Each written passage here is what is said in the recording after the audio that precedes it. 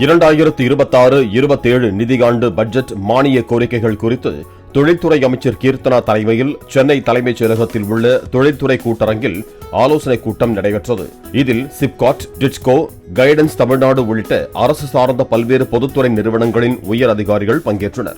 புதிய முதலீடுகளை ஈர்த்தல், வேலைவாய்ப்புகளை உருவாக்குதல் மற்றும் மாநிலத்தின் தொழில் வளர்ச்சியை வலுப்படுத்துவது குறித்து இதில் விரிவாக விவாதிக்கப்பட்டது.